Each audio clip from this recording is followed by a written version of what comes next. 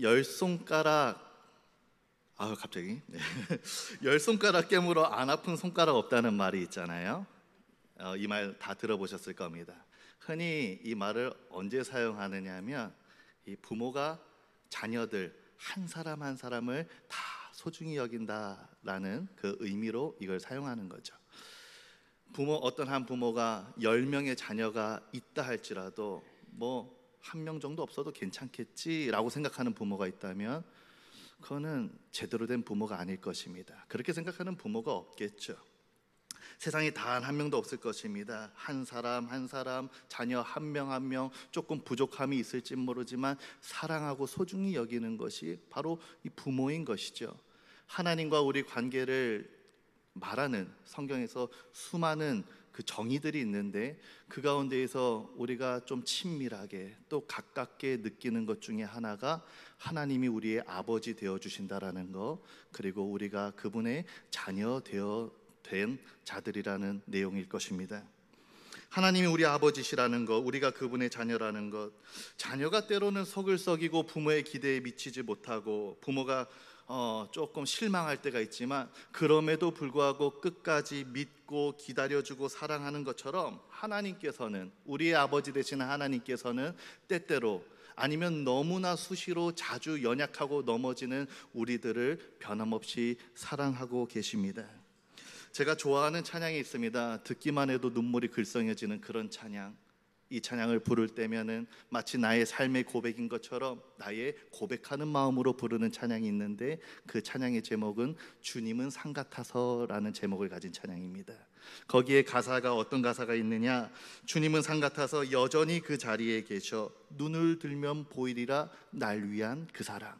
그러니까 내 상태가 어떻든지 연약하든지 때로는 하나님과 멀리 있는 것처럼 내가 내 스스로 인식할 때도 그런 삶을 살아가고 있다 할지라도 하나님은 뒤돌아보니 여전히 거기에 계시더라, 이 말입니다. 이처럼 언제나 우리 모두를 사랑하시는 그 하나님만 우리 사랑합니까? 아니잖아요. 우리도 그렇게나 사랑하는 그 하나님에게 있어서 아픈 손가락과 같은 존재들이 있습니다. 잃어버린 자녀들이 있습니다. 바로 우리가 그 긴 시간 동안, 몇 주 동안 품었던 태신자들입니다. 우리가 작정하여 낸 태신자가 아니라 할지라도 예전에 신앙생활 참 같이 열심히 잘했는데 어느 날부터 보이지 않은 그 사람, 그 집사님, 바로 하나님의 아픈 손가락.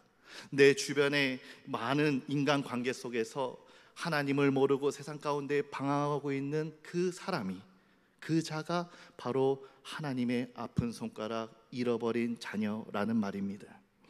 혹시 우리 친구들 수학 잘해요? 네. 목사님 수학 잘할 것 같아요? 못할 것 같아요? 야, 아이들의 기대와 달리 저는 수학도 잘하고 전반적으로 잘 공부했습니다. 네. 그러면은 나를 무시한 너희들에게 질문을 하나 해볼게. 나를 무시했으니까 너 질문을 한번 해봐. 100 빼기 1은 뭘까? 그러면은 10 빼기 1은? 그럼 2 빼기 1은? 네. 우리 박수 한번 쳐줄까요? 네. 아주 미래가 밝습니다. 맞습니다. 우리 친구들이 말한 것처럼 100 빼기 1은 99, 10 빼기 1은 9, 2 빼기 1은 1입니다. 그런데 제가 올해 모교 전도대, 이제 지역 전도팀 사역을 맡으면서 전도에 관련된 책을 몇 개를 사서 읽었거든요. 그 중에 읽었던 책 중에 이런 책이 있습니다. 한번 띄워주시면 날마다 112 전도라는 이 책이 있는데 이 책의 내용 중에 한 가지 내용이 뭐라고 얘기를 하느냐면 하나님의 셈법과 우리의 셈법이 다르다라고 얘기를 해요. 하나님의 셈법과 우리의 셈법이 다르다.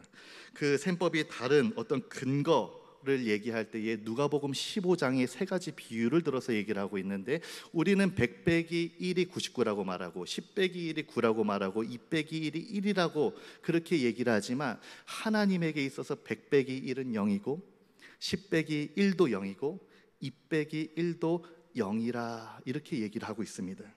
첫 번째 비유 한번 보실까요?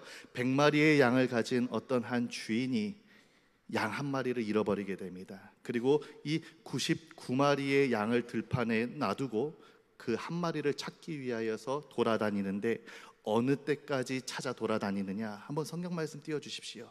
너희 중에 어떤 사람이 양 100마리가 있는데 그 중에 하나를 잃으면 99마리를 들여두고 그 잃은 것을 찾아내기까지 찾아다니지 아니하겠느냐? 이렇게 얘기를 하십니다. 그리고 두 번째 비유가 나옵니다.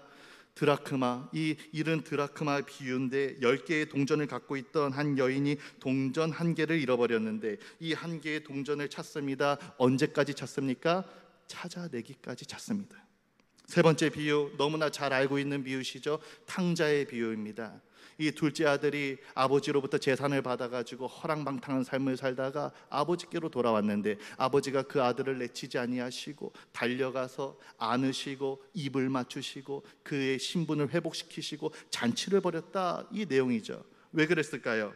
어떻게 표현합니까? 성경은 이 아들은 죽었다가 다시 살아난 내 아들이다, 내가 잃었다 다시 찾은 내가 얻은 그 아들이다 라는 겁니다. 세 가지 비유에서 이 잃은 양 1마리의 가치, 잃은 동전 1개의 가치, 이 둘째 아들의 가치는 무엇이냐? 많은 것 중에 일부분이 아니라 전부라는 말입니다. 전부와 같다라는 말이에요. 하나님에게 한 영혼이란 전부입니다. 그분에게 전부예요. 한 영혼이 천하보다 귀하다라는 말은 한 영혼을 잃으면 천하를 잃어버리는 것처럼 모든 것을 잃어버리는 것과 동일한 의미를 가지고 있다. 성경은 그렇게 얘기를 하고 있는 것입니다.